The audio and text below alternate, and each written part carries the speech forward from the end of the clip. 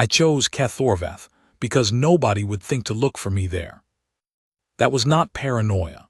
It was habit, which is what paranoia becomes when it's been right enough times that you stop questioning it. 22 years in the Corridor Defense Force trains certain things into you that don't come back out regardless of how many seasons pass or how far you walk from the last position. You read terrain before you sit down in it. You note the exits before you need them. You pick the position with sightlines and clear approaches, and you never face a door unless you're the one who decides when it opens. These are not things I chose to keep. They were simply still there when I looked for them, the way a seam of good rock stays sound in a wall long after the mortar around it has aged.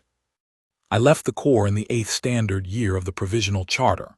22 years, 11 postings, a service record that is complete and accurate and which I have no particular reason to discuss with anyone who has not already read it.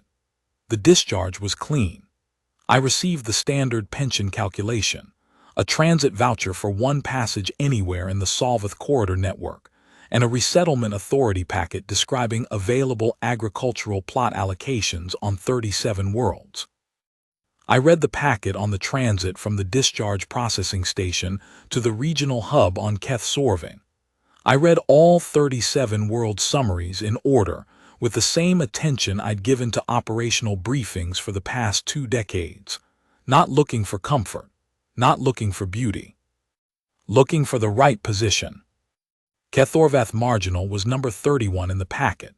Class 2, Resettlement World, Outer Solvith Corridor, thin soil, low-yield ceiling, approved for small-scale agricultural tenancy in the 6th year.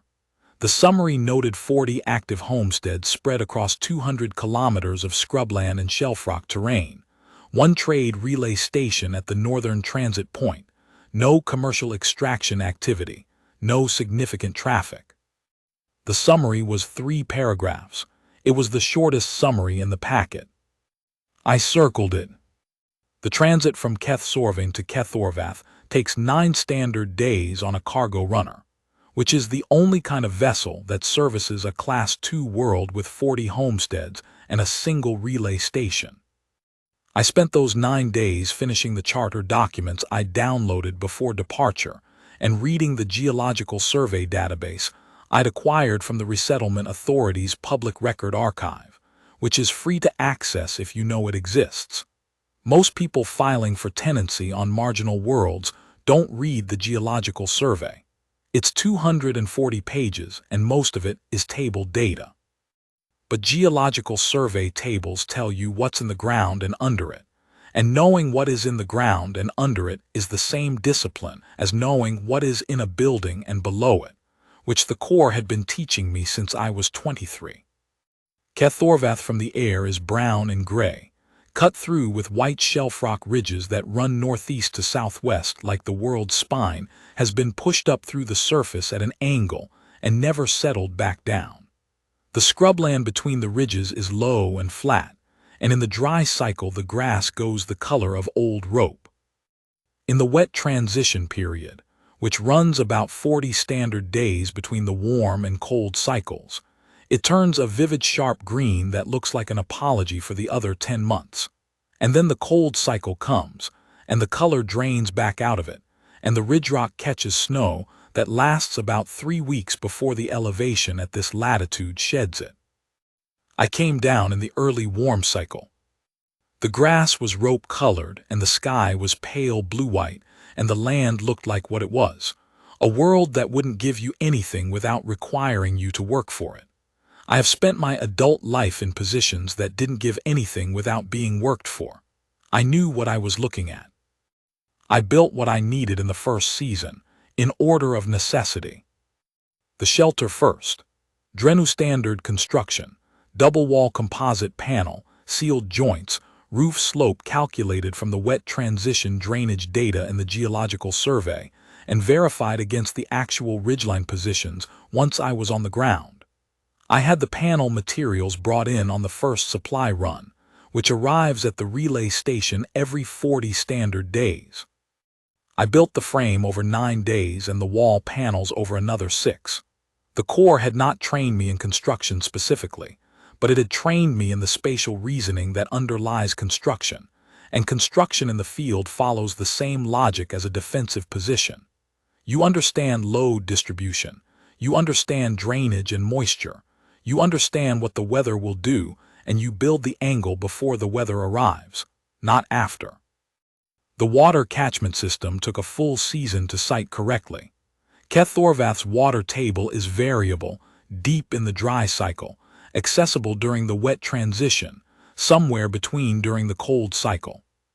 The geological survey tables showed the general pattern but not the specific behavior in my plot's substrate, which has a slightly different drainage gradient than the survey's regional average. I spent 12 months drilling test cores at 11 positions, logging the depth and moisture content at each position over the full cycle, mapping the movement, and then putting the main cistern where the movement told me it needed to go. If you dig the cistern in the wrong place on a world like this, you spend 30 years wishing you'd taken 12 months to find the right place. I have made that kind of mistake in other contexts. I have not made it twice. The cistern, when finished, held 7 months of use in reserve. I built it that way deliberately. The margin against failure is the only margin that matters for a long-term position, and wide margins are built once and then do their work silently for decades. I am not interested in systems that require constant maintenance to function. I am interested in systems that function correctly by design and then largely leave you alone. By the 12th year, I had 3 producing plots, a root cellar with 6 months of stores, a water table I understood well enough to predict within a standard week, and a workload that kept me honest. I was not comfortable. Comfortable is what happens when you stop paying attention. What I had was accurate. I knew what the land would do, and I knew what I could do on it, and the calculation cleared with margin, which is all you actually need. The homestead ran on what I built and what I maintained and what I knew. That was the point. I did not own a comms relay beyond the short-range transponder. The resettlement authority requires for emergency contact on Class 2 worlds. It pulsed a biometric confirmation every 14 standard days to the regional monitoring station on Kethsorving, and presumably someone at that station noted that the confirmation continued to pulse at correct intervals and filed this under not requiring attention. I used the transponder for outgoing contact twice in 4 years. Once when the eastern catchment wall cracked in a sub-zero event, and I needed to file a structural notification for the authority's records, and once when the Vethsal family's eldest had a medical emergency and needed a relay point because my transponder was the closest one in range. I stayed on the channel until the medical response confirmed receipt, answered the follow-up confirmation 12 hours later, and then went back to the planting rotation I'd been in the middle of when the call came. Nobody came to check on me. I want to be precise about this. It is not a complaint. It is a fact I noted and filed, the way I file all facts for later reference. The Resettlement Authority ran annual yield surveys by automated drone. The transponder pulsed. I paid the tenure tithe on schedule and filed the quarterly soil assessments with the required data and did not generate anomalies. And in a system that manages 40,000 resettlement plots across the outer Solvith corridor, not generating anomalies means being correctly invisible. That was the outcome I had selected for. The anomaly came from outside. I was in the eastern plot, 3 kilometers from the shelter, turning the second season planting row with a hand-brake tool Drenu manufacture. Better balance than the V3 equivalent weight distribution forward of center, which lets you work longer before the forearms load and the work quality degrades. I'd been working the row since the second hour of daylight and was approximately 2/3 through it when I heard the transit signature. Not a standard cargo freighter. The harmonic profile was wrong. Too flat on the sublight approach, which is the acoustic signature of a vessel running a power management protocol configured for low footprint. The kind of approach profile you use when you don't want the world you're approaching to have advance acoustic notice of your mass displacement. Standard commercial operators run standard power profiles because there is no reason not to. Entities with operational interests to establish before landing run quiet profiles for the same reason that the Corps trained me to approach positions from the shadow side. What you do in the approach shapes what you find when you arrive. I kept working, filed it. Finished the row I was on before I made any change in what I was doing, which is the correct procedure when you have heard something but do not yet know what it is. The vessel set down at the northern relay station. I knew this because the atmospheric pressure shifted by the amount that something of that mass displacing air would shift it, and the scrub grass 2 rows overbent fractionally in the residual wave. Pressure changes that register in vegetation at 3 kilometers indicate significant displacement. Not a cargo runner. Something built for survey or enforcement work, both of which run similar mass profiles because both carry similar equipment. I gathered the handbrake tool, walked back to the shelter, washed my hands at the catchment basin, put water on to heat. They came to the homestead on the second day. 4 of them. The approach vector was east-northeast, which means they'd taken the ridge track from the relay station rather than the lowland path. The lowland path is easier flat ground. No loose rock, no significant elevation change. The ridge track is worse footing and more effort but gives sightlines across the scrubland in both directions for approximately 4 kilometers. You don't take the harder route when there's an easier one unless the sightlines are worth more to you than the footing. Somebody had looked at a survey map before they left and made a specific decision. People who make specific decisions before approaching a position are people who have had approaches go wrong. I recognized their designation markings before they were close enough to speak. Gray-white chromatophore pattern on the dorsal surface of the lead agent's mantle, Veth-Sorrel Compact, Reclamation Authority Field Enforcement. The Veth-Sorrel Compact is a land survey and extraction licensing body operating under the Outer Solveth Corridor Charter.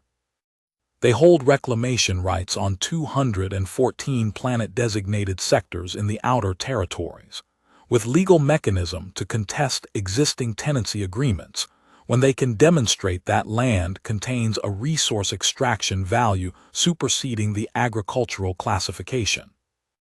They can take your land with the right filing. The charter provides the mechanism.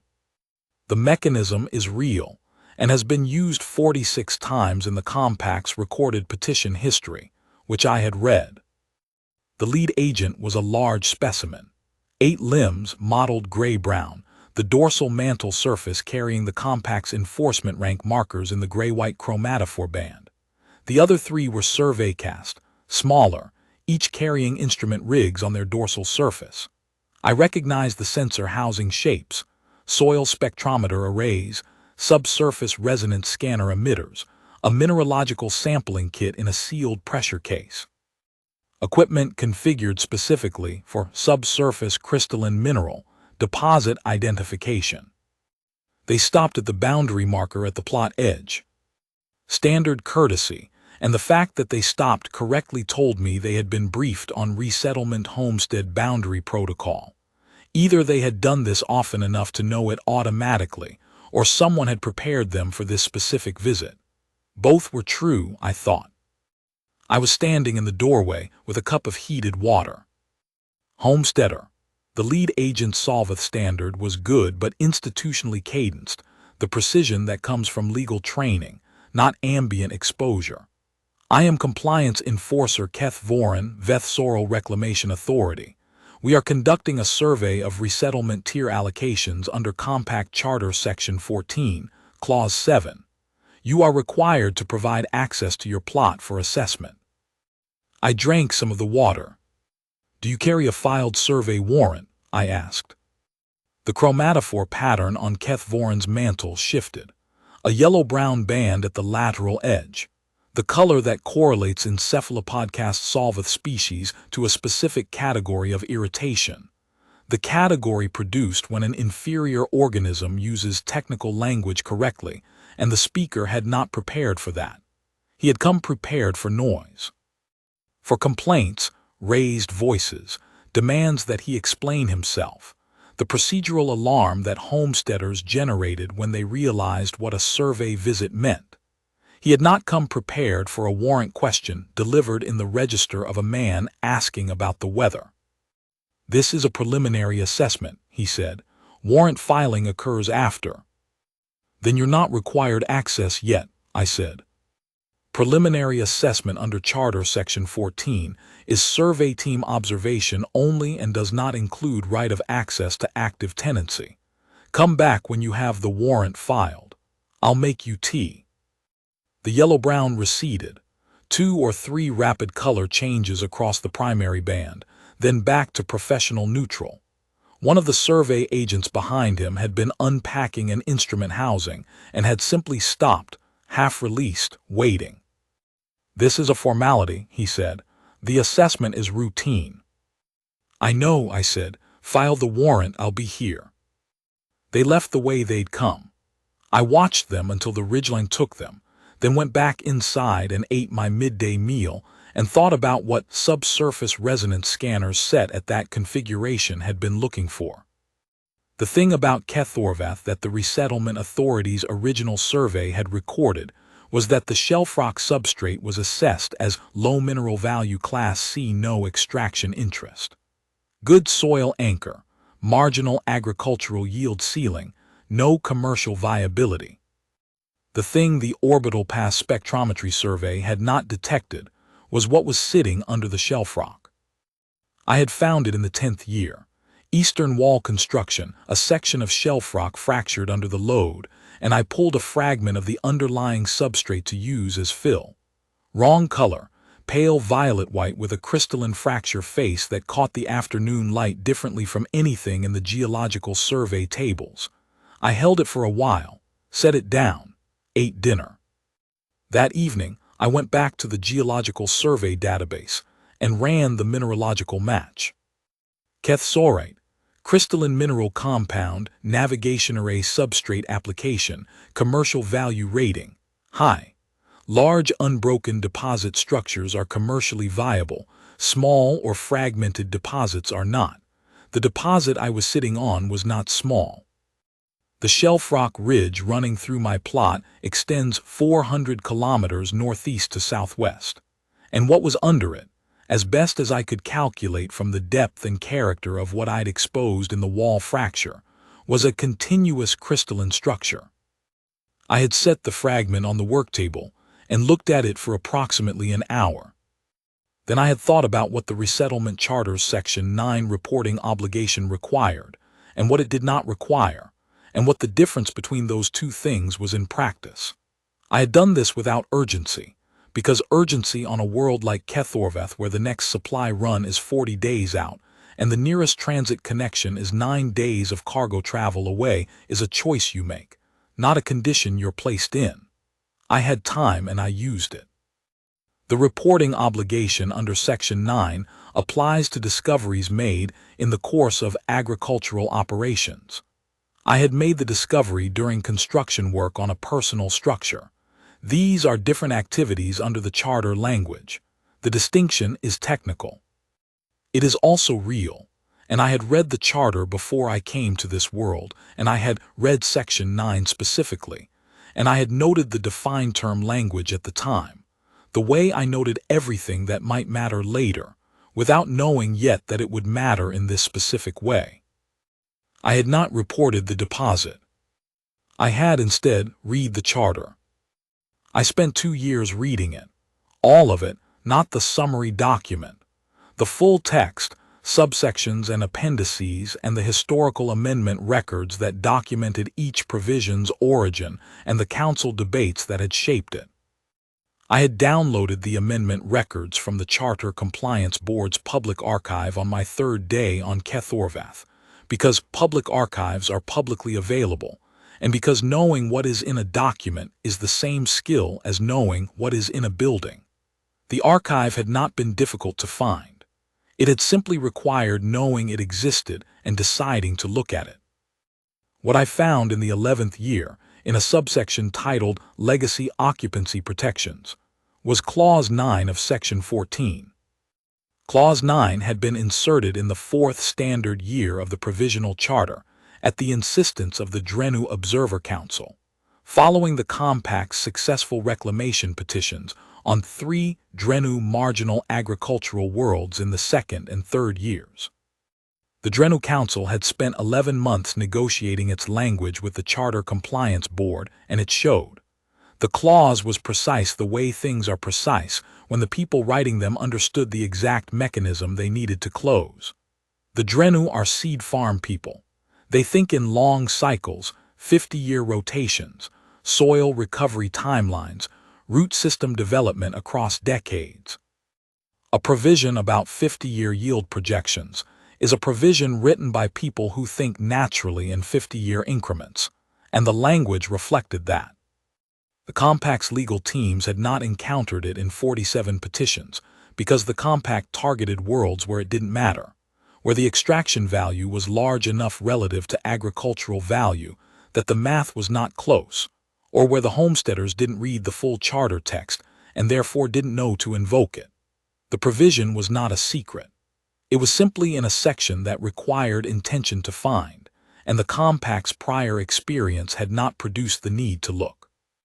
It states that in any reclamation petition against an active resettlement tenancy, the commercial value assessment must demonstrate that the expected extraction yield, net of remediation costs, exceeds the established agricultural productivity yield of the existing tenancy over a 50 standard year projection at current assessed commodity rates.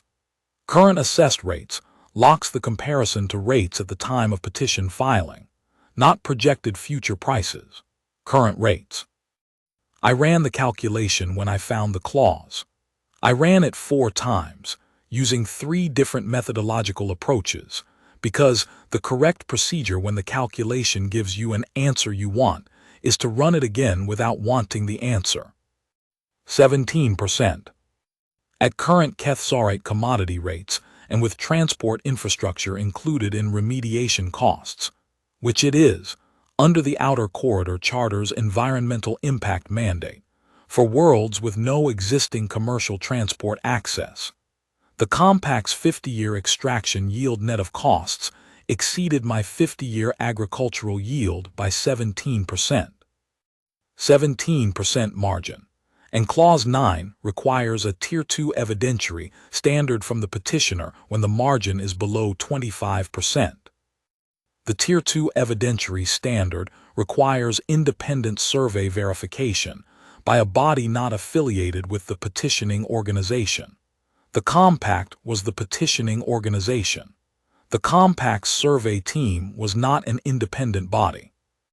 I understood the shape of what was going to happen before it happened, the way you understand the shape of a contact engagement when you know the terrain and the opposition's approach route and your own position. I did not know the exact timing. I knew the shape. I spent the 11th and 12th years preparing the response to it, updating the preparation each time the calculation changed, keeping the document current the way you keep a forward position assessment current. Revise it when the variables shift, but have it ready before you need it. The warrant came through on the 4th day after Keth Voran's first visit. He filed it efficiently, 2 standard days of transit processing to the regional office and back. He came on the morning of the 5th day with the warrant and 3 survey agents and walked the lowland path this time, which told me the visit was different in character from the first. The first visit had been reconnaissance, take the high route, establish sightlines, assess what you're working with. The second visit was operational, take the easy route, bring the equipment, do the work. I read the warrant at the boundary marker. It was correctly filed, accurately described. I handed it back. You have access, I said. Don't disturb the root cellar seals or the catchment structures. Survey equipment only. You are cooperative, Keth Voran said. His display had gone neutral and professional gray with a slight blue tone that means something close to relief. He had expected difficulty. Homesteaders made noise. The noise generated political friction that slowed the petition timeline, and the compact's petition timelines were built to move fast through a specific channel and slow down when friction entered. My lack of noise was an unexpected condition, and unexpected conditions are things that people flag internally and don't always understand correctly in the moment. "I'm compliant with lawful process," I said. "Take your time."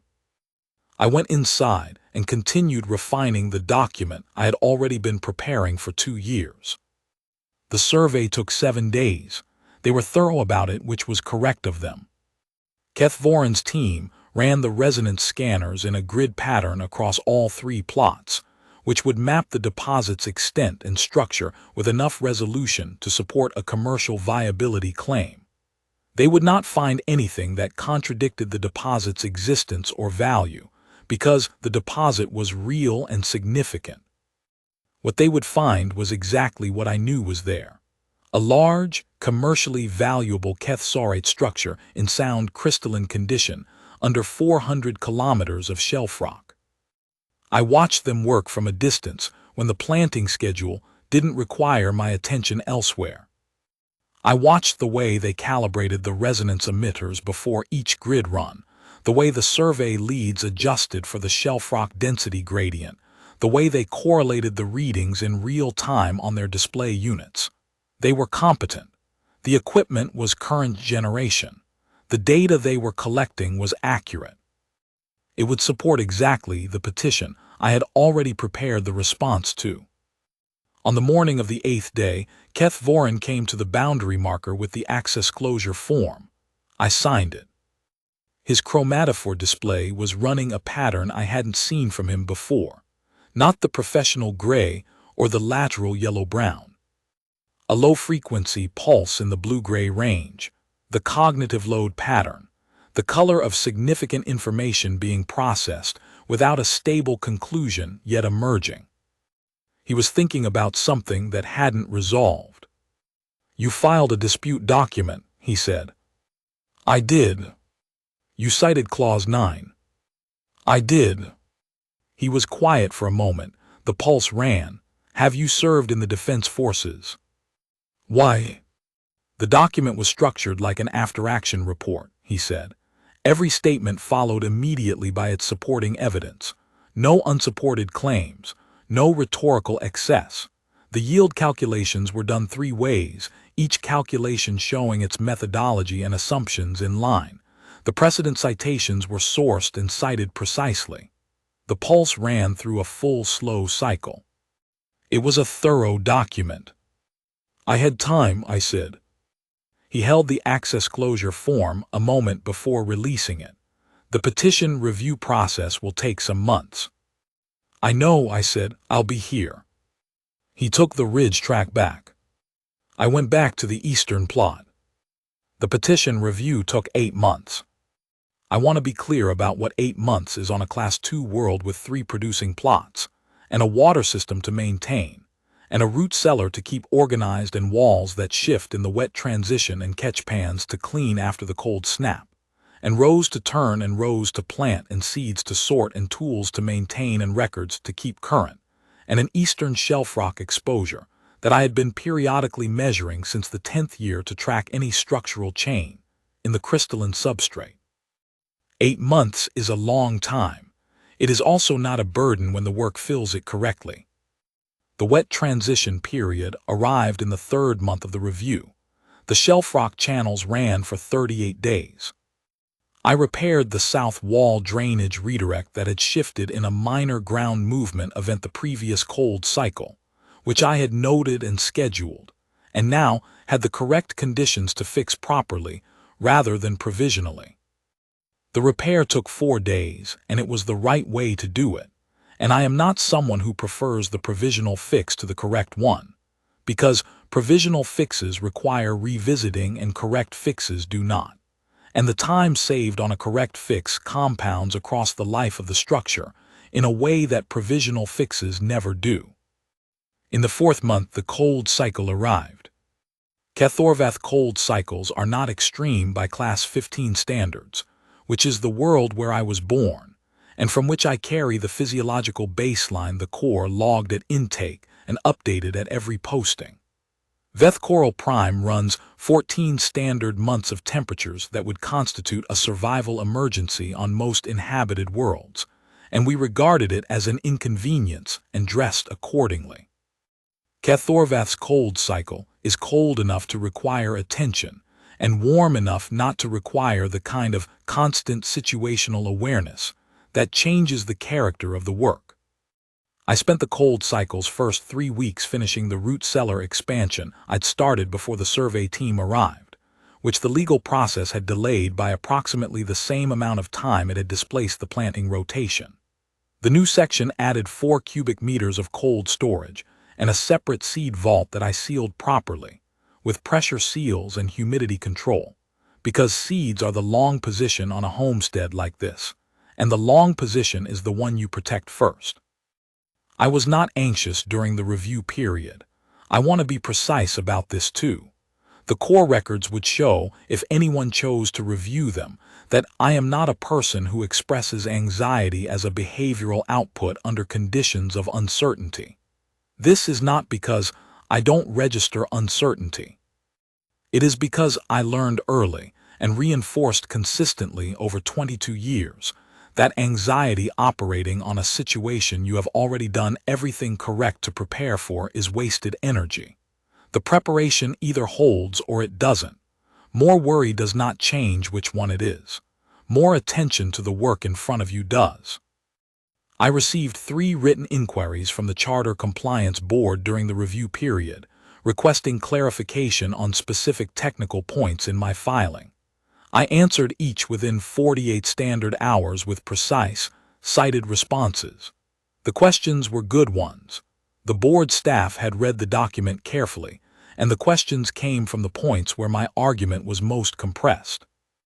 I expanded those sections in the responses, attached additional documentation, and recited the supporting charter text. I received 1 inquiry from the Drenu Council's liaison office asking whether I needed representation support for the review process. I thanked them and declined. The document stood on its own. Representation support would have complicated the filing by adding another party's interests to the presentation, and the interests that mattered here were narrow and well-defined, and already in the document. The Compact filed a revised petition in the 6th month. Their legal team had found Clause 9, and they had worked around it, or attempted to, by reinterpreting the definition of remediation costs to exclude transport infrastructure. Their argument was that infrastructure development is not remediation under the standard environmental impact framework. That remediation refers specifically to land and water system restoration following extraction, and that transport infrastructure is a separate capital cost category. This shifted the margin in their calculation to 31%, clearing the 25% Tier 2 evidentiary burden threshold. I read the revised petition on the morning it arrived. I had been expecting the argument since the 4th month.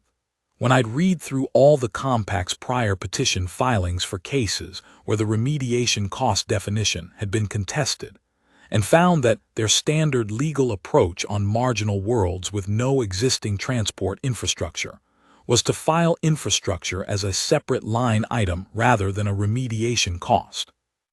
They had done this successfully in 2 prior cases that were technically within the outer corridor framework, but had been reviewed by Charter Compliance Board panels that hadn't pressed the point. The precedent they were relying on was not strong. It was existent, which is different. The question was whether the Charter Compliance Board's current panel had read the same 2 cases I had read, and whether they'd reached the same assessment of their strength as precedent. I could not control that. I could control the quality of my counterargument, and I had had 3 months to make it as good as it was possible to make it. I submitted the response I had prepared in the 3rd month of the review period. The response was 18 pages. It argued that transport infrastructure is a legal remediation cost under the Outer Corridor Charter's Environmental Impact Mandate. Section 7, Subsection 3, Because the mandate defines remediation as all actions required to restore and maintain the viability of a resettlement-designated world following commercial extraction activity. And a Class II marginal world with no existing commercial transport access requires infrastructure development as a precondition for responsible extraction under that mandate. It is not a separate cost. It is the precondition. I attached the Charter's Environmental Impact Mandate section in full. I attached the Compact's own extraction operations manual, which is in their public filings database, and describes infrastructure development as a required pre-extraction step in marginal world operations, their own documentation. I attached 3 precedent decisions from previous Outer Corridor Charter disputes in which transport infrastructure had been classified as a remediation cost by the Charter Compliance Board. Finding those precedent decisions had taken 8 days. The Compact's public filing records are organized in a way that makes them technically accessible and practically difficult to search, structured by petition number rather than by subject or outcome, which means finding relevant decisions requires either knowing the specific petition numbers or reading through the index entries manually. I had read through the index entries. 8 days to find 3 decisions is not efficient by most standards. On Kethorvath in the 5th month of a petition review, it is exactly the right use of time. After the response, the margin in the Compact's calculation dropped to 11%. At 11%, the Tier 2 evidentiary burden still applied, and the only independent survey body available under the Charter's independence requirement was the Solvith Corridor Survey Commission. The Commission had a 13-month backlog. The petition could proceed but could not advance to completion until the independent survey was done. The existing tenancy was protected under Clause 9 during that period. The Charter Compliance Board's preliminary finding issued in the 8th month. Petition to proceed pending independent survey, existing tenancy protected. 13-month estimated backlog. I saw the vessel's signature on the day the finding transmitted. Same flat harmonic profile. This time it was smaller, single operator, no survey team. It landed at the relay station in the mid-afternoon, and I noted the landing and continued with what I was doing and waited.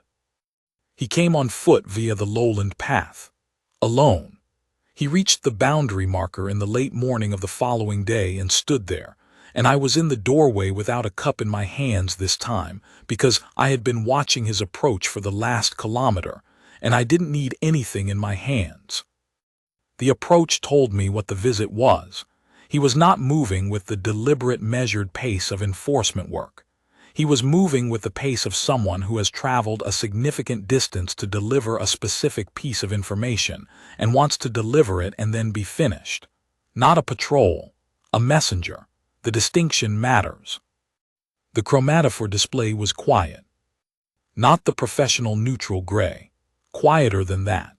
The kind of stillness that comes after the professional register has run out of things to do, and what's underneath it is what remains. The Compact will not pursue the petition pending independent survey, he said. He said it flatly, not the formal enforcement register, something that had moved past the register.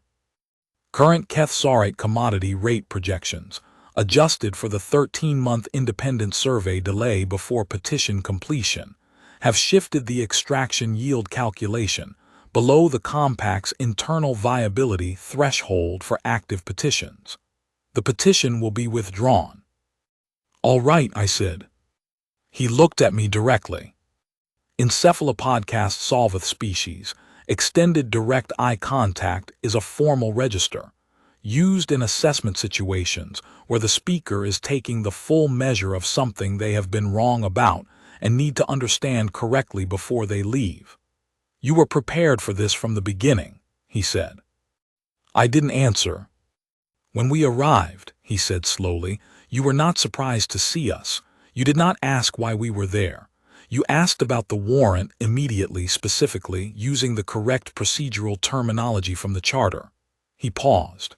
You already knew about the deposit, You had already calculated Clause 9. You had already prepared the filing. The charter is publicly available, I said.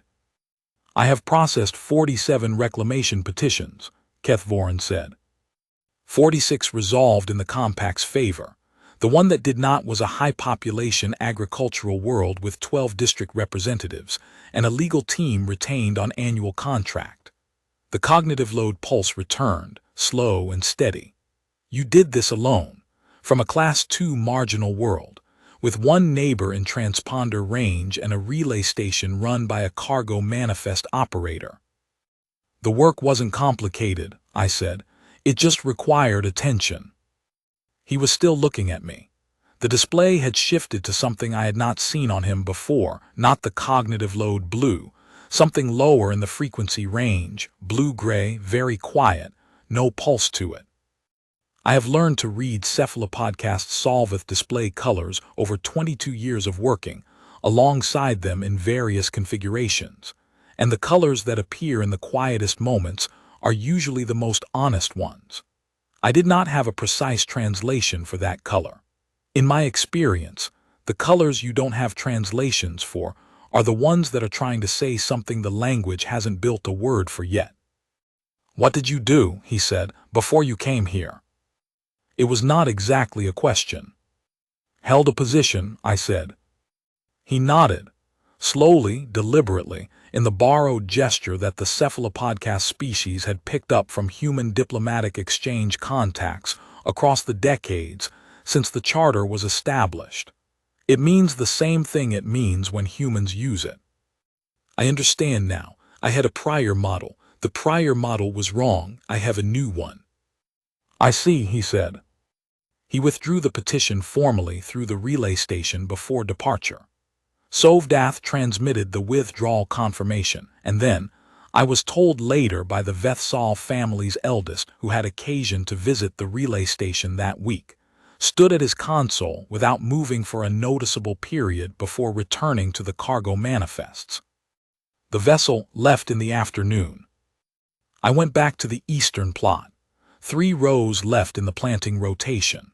The light held for 3 hours in this part of the season, which was enough if I worked at the right pace, and I had been working at the right pace on this world for 4 years and knew exactly what it was. I finished the rows with about 20 minutes of useful light remaining, walked back to the shelter, washed my hands at the catchment basin, made a hot meal from the root grain stores, my own production, which is not interesting cooking but is real food from known ingredients grown in known conditions on ground I understand, and that is what I need from a meal. Sat at the work table and ate it. The shelter was quiet. The wind was running low across the scrubland, the steady late-evening wind of the warm cycle, constant and unremarkable, and I didn't notice it except when I chose to. After 4 years on Kethorvath, the things I notice by default are the ones that are different from yesterday. Everything else is background. This is not inattention. It is correct calibration. I was thinking about what Kethvorin had looked like when he said I see. Not the professional register. The thing underneath it. The quiet color that appeared when the professional register had finished its work, and what remained was his actual response to having his model replaced. I have seen that specific response, not on him, but the shape of it twice before in 22 years. Once on a medic at a field station, at the end of a stabilization that should not have succeeded, who stood very still for about 15 seconds before beginning the post-procedure documentation. Once on an intelligence officer who received a piece of information that reorganized the problem she had been working on for 6 months into a different shape than she'd understood it to have, and who was quiet for a while before she said anything about it. Both times, what I was looking at was someone encountering the gap between their prior model and the correct one, and processing what had to change. Kethvorin's prior model had said, aging male human, alone, Class 2 agricultural world, no legal representation, standard homesteader profile, cooperative, manageable, generate the noise and resolution cycle, absorb the procedural friction, complete the petition. The model had been built from 46 successful petitions, and it was not a bad model. It had been accurate 46 times. What the model had missed was the thing that is always easy to miss about a position that looks undefended from the outside. Whether the lack of visible fortification reflects an absence of preparation or a different kind of preparation entirely. I had lived on Kethorvath for 4 years at that point. I had grown what I ate and collected what I drank and repaired what broke and built what was missing and read what I needed to read. And the thing that had happened to me in those 4 years was not something I had fully anticipated before I started. What had happened was the static had stopped. In the core, the static is constant. Personnel issues, command friction, equipment failures, supply delays, political considerations descending from above and altering the operational calculus without improving it. The work of a senior sergeant in a corridor defense unit is largely the work of managing static, absorbing it, translating it, routing it away from the people below you so they can do the actual work. It is important work. It is necessary work. I had done it for 22 years, and I had done it correctly, and I had no complaint about it. But static management is not the same as the actual work. It is the work that has to be done so the actual work can happen. On Kethorvath, there was no static. There was only the actual work, the seasonal calendar, the plot rotations, the water system, the structure maintenance, the reading, and the judgment required to do it correctly over the long term, and the attention required to do it safely across decades rather than quarters. What I learned and had not predicted before I started learning it was that the judgment didn't atrophy without the static to manage. It sharpened. The way an edge sharpens when you remove everything that is an edge and give it consistent, specific use against real material. There's a thing that happens in long-service military work that nobody who hasn't done it quite understands from the outside, and that people who have done it sometimes don't notice while it's happening because it's gradual. You become very good at operating inside noise, filtering it, routing it, responding to it correctly, and in becoming very good at operating inside noise, you can forget what it's like to operate without it. The noise starts to feel like the natural state. Quiet starts to feel like something is wrong. I had taken 3 months after discharge before filing the Kethorvath tenancy application, and those 3 months on Kethsorvin had been the noisiest of my life by a considerable margin. Not because Kethsorvin is a loud world, but because I had nothing to do with the skills I'd spent 22 years developing, and the absence of function produced a kind of internal static that was worse than anything the Corps had ever put me in. I had been managing the world's static. I had stopped needing to, and my own started filling the space. Kethorvath had solved this. Not immediately. The first season was strange, the adjustment period, the body recalibrating to work that isn't crisis work, learning to read effort against a different kind of scale. By the second season, the adjustment was done, and what was left was clarity, which is not a state I had expected to arrive at from the outside, looking in, but which is the only accurate description of what it felt like to be in it. I had read the charter documents carefully, because reading documents carefully is a habit that had not cost me anything to maintain, and had returned value consistently for 22 years, and it continued to return value here. I had prepared the responses in advance because preparing responses in advance is what you do when you have identified a problem and have time to think before the problem requires you to act, and I had had 4 years of time after identifying the deposit. I had been patient about the compact's arrival, because patience is what you have when you are not operating under conditions that prevent it, and nothing on Kethorvath prevented it. What I had not had in the Corps, and what I had in abundance here, was the full weight of my own attention applied to a single problem at a time. I had given that attention to the Charter. I had given it to Clause 9. I had given it to the Compact's petition history and the outer corridor precedent decisions, and the commodity rate tables and the remediation cost framework. Not out of urgency, Out of the same steady application of attention that I'd given to the water table and the soil chemistry and the planting rotation calendar, because they were all the same kind of problem. A system with behavior I needed to understand, operating over a timescale long enough to reward patience and punish impatience. Need is what gives other people leverage, not power, not strength, need. The compact had processed 46 successful petitions, because the homesteaders on those 46 worlds were operating under conditions of need. They needed the compensation to be adequate. They needed the process not to be too prolonged. They needed not to generate problems with the resettlement authority, because the authority held their tenancy agreements. The need made them manageable. The compact's process was designed to operate the lever that need provides, and it operated that lever effectively. I did not need the compensation. I needed the process to be conducted correctly, and Clause 9 ensured that it would be, because I had filed the document, and the document was accurate, and the charter is what it is. I did not need it to be fast. I had months of stores and a working homestead and planting rotations that would continue regardless of what the petition review was doing. I did not need it to be painless. I had 22 years of practice at things that were not painless.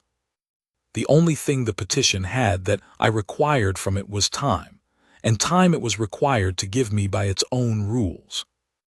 When you remove need from the equation, the lever goes with it.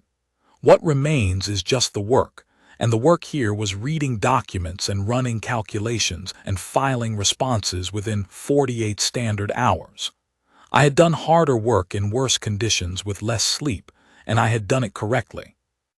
I cleaned the meal pot, set it to dry, pulled the yield planner from the shelf and spread it on the work table and started the adjustment calculations for the second season rotation, which had been displaced 2 cycles by the review period and needed to be recovered. This was the real work now. The legal matter was closed and would stay closed, and what remained was the rotation, the plots, the water system, the shelf rock measurements, the seed vault, and the steady progression of tasks that I had built this homestead to sustain for 30 years. I worked through it for 2 hours. The light outside had gone fully dark and the wind was still running low and steady, and the shelter was quiet except for the scratch of the stylus on the planner sheet and something small moving occasionally through the scrub grass outside, which was a Kethorvath groundrunner, small 6-legged scavenger, nocturnal, no threat, just present, doing what it did in the dark while I did what I did in the light. The rotation calculation cleared. Recoverable with an adjustment to the eastern plot's planting depth, an acceleration to the root crop cycle, and a 12-day forward shift in the plot 2 dormancy period. I wrote the adjusted schedule into the planner, indexed it, put it away. In the morning, I was back in the eastern plot before the light had fully resolved from gray to gold. The handbrake tool was balanced correctly. The row markers were at the established intervals. The soil moisture was where I'd calculated it would be from the night's temperature reading, which is one of the things you learn to do correctly after enough seasons paying attention to it. The rows were the same as they had always been. The work was the same. The world did what it did, and I did what I did, and the calculation cleared with margin, which is all that is ever required. Nobody came to check on me. That was still fine.